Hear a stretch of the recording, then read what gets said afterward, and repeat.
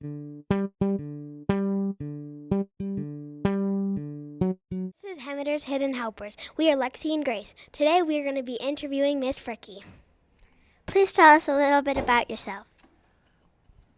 Well, my name is Mrs. Frickey. I've been subbing here for 4 years, and I live in Midland. Where do you work and what is your job? Well, my job right now, besides driving my kids around, I'm a chauffeur, is to come here at schools and be a substitute teacher. I primarily sub at Hemmeter, but I also go to a few other schools as well. But before I was a substitute teacher, I was actually a lawyer, so that's what I did before. What do you like about your job and what are some challenges? Well, I absolutely love my job. This is the best place to come. It is a fantastic school. I think the teachers are amazing, and I think the principal holds it all together. And so I enjoy every time I come here. It's something new and different. I'm absolutely amazed at all the things I see and hear when I'm at Hemmeter. Sometimes the challenges is getting here on time, because I live so far away, so sometimes it is a little difficult.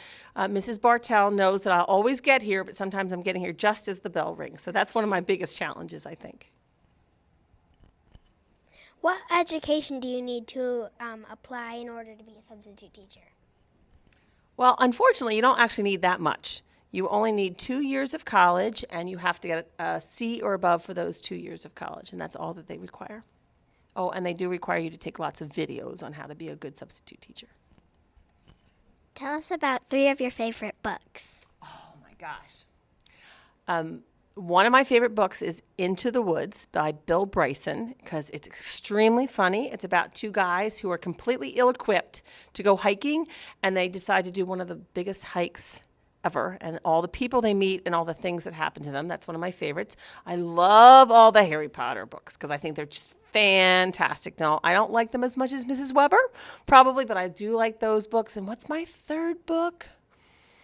That's a tough one because I do love to read. You know, my third book is I love to come in, and in every class I get to go to, I get to read. So I love to see all the books that you guys are reading. That might be my third book. There you go.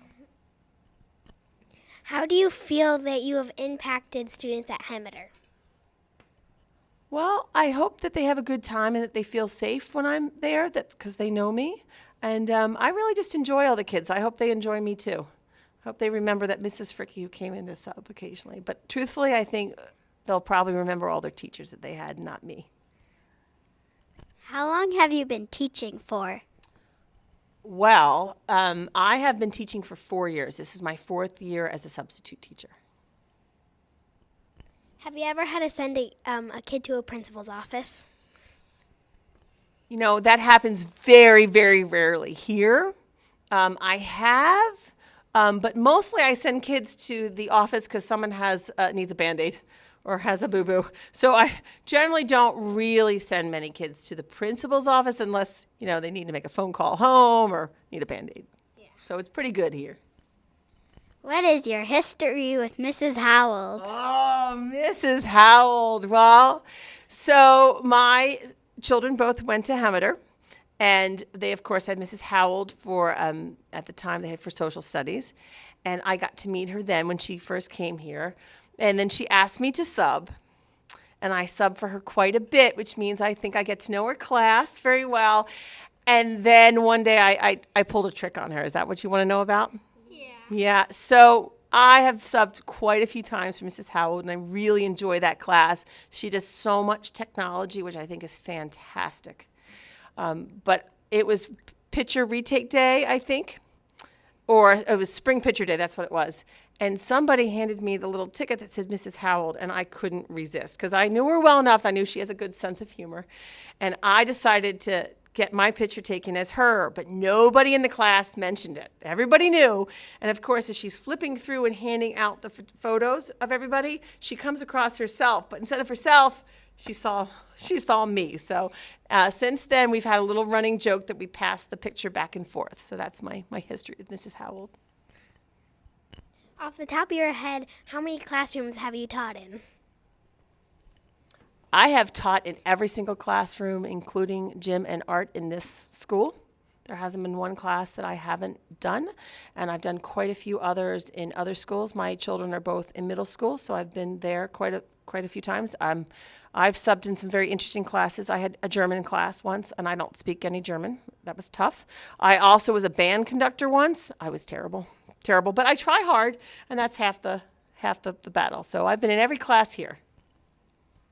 Why did you decide to teach?